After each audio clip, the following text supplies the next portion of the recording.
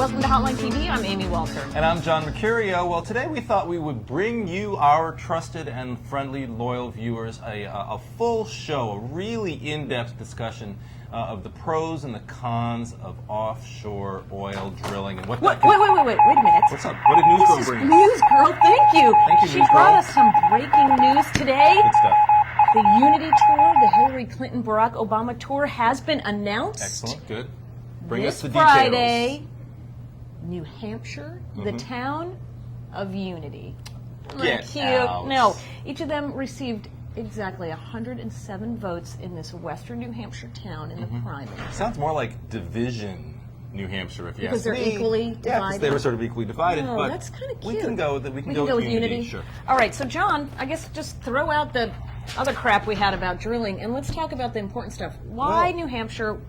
Why this town? Well, obviously this town, because they each got 107 votes, it reflects the fact that, again, this was a very, very closely fought, bitterly fought, we will soon be reminded, perhaps, race for the Democratic nomination.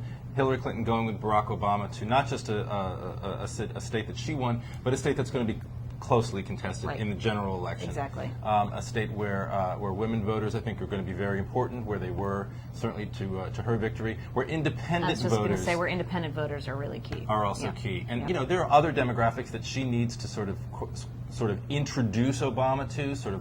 There are other cities that they can go to, Las Vegas, St. Louis, the St. Louis suburbs to talk to Catholic voters, Las Vegas to talk to Hispanic voters, certain cities where women, I think, could be really showcased.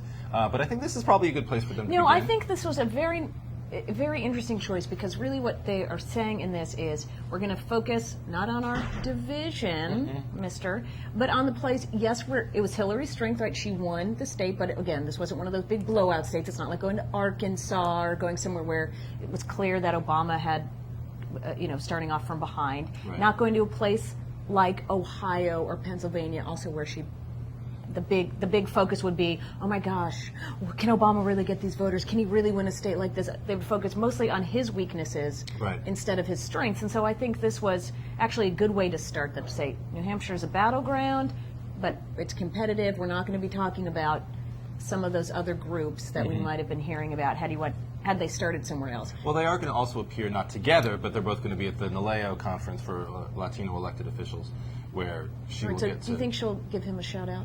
I think she'll give him a shout out, sure. I think she will, in the same way that I think she did at the APEC conference before she officially got out of the What do you do when you're Hillary Clinton? You're invited to these events as the New York senator. She was clearly invited to that when there was potential that she was going to be the nominee. So how much time does she spend really as a senator, where she has an agenda and she needs to be talking about herself, and how much of it is to be the pitch woman for Barack Obama? Yeah, but the agenda this year, whether you're a New York senator, a Missouri senator, a Florida senator, or a Delaware senator, is the election of Barack Obama as president. So, and you're at a political event. It's not as though she's at the Senate, Armed Services Committee hearing. She, I think, has to, especially an event where Latino voters are going to be listening to her so closely, she has to make a big pitch for Obama. Well, yeah, and I think he has actually been doing quite well among Hispanics. And I think this is this one area that we're going to hear a lot more about once we get more polling in and see the numbers coming in. But this is a group that seems to have been moving quite seamlessly from supporting Hillary Clinton to supporting Barack Obama, certainly not supporting John McCain. So that, I think, is still a tough point. Which is no small point, considering the fact that McCain has made some pretty great strides with Hispanic voters on issues like immigration reform. So. And not insignificant given how well Hillary did in places like California and Florida with these voters. All right. Interesting. Well, that was That so was much good excitement. stuff. A lot of breaking news. Can't you just feel the goosebumps? Tingling up my leg, I think, is the word that... Wow.